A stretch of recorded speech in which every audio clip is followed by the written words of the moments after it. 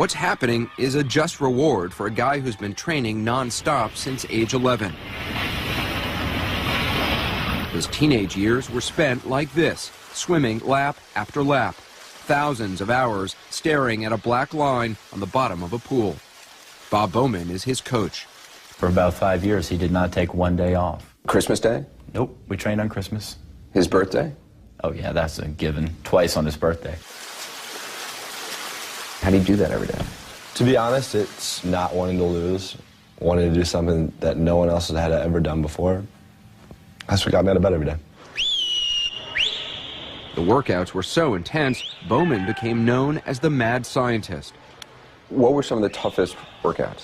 10,000 meters for time. Just 10,000 meters all out? Yeah, ready, go. And that takes about 2.5 hours. Full out Yeah, racing? just swim as hard as you can for 2.5 hours. Like, horrible, horrible workouts. You know, when you see him on paper, you're like, I can't do this. He makes us do it, so we're more confident, and we know that we can do anything that we put our mind to.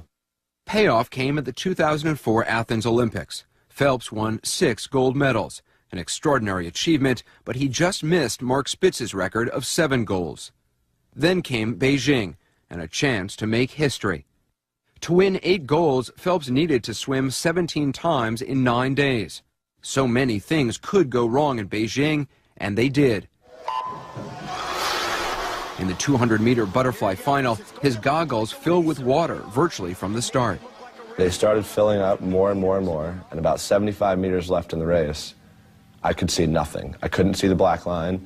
I couldn't see the T. I was purely going by stroke count. And I couldn't take my goggles off because they were underneath 2 swim caps.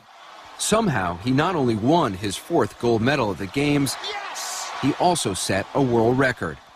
But after winning his 6th gold, one short of Spitz's record, Phelps now admits for the first time he was whipped. I remember saying, I got nothing left. I could just see it in his face. If you look at the pictures right after the race and he was in the water, I thought, wow, he is really tired. Phelps could be in major trouble, you know. Then came the 100-meter butterfly final, the race everyone remembers. With little left in his tank and a historic 7th gold medal on the line, Phelps was behind Serbia's Milorad Kavic with just 35 meters to go. I was like, please get your hand on the wall first. Please get your hand on the wall first. Phelps needs to get by Kavic. I remember like the last 2 or 3 strokes that I had misjudged the finish. I thought that was the race. He gets it done again! I saw I had won and turned around, looked at the board, and saw it was by 1/100th. 1/100th of a second! And that's where the emotion came out. That's where the big splash to the water, like the big roar. I mean, you could tell that I was pretty intense after that race. A photo finish if ever there was one. That's Phelps on the left, Kavic on the right. Looking at these photos, Phelps noticed something. What's going on there? As you see here, he's picking his head up before he's finishing. So it's acting as like a speed bump. So he's coming up and then trying to lift his head up before he touches the wall. And now mine's in a straight streamline. So that's the difference of the race. If his head's down there, he wins. Hands down wins the race.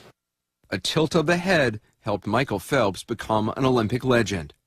And look at me. Beauty.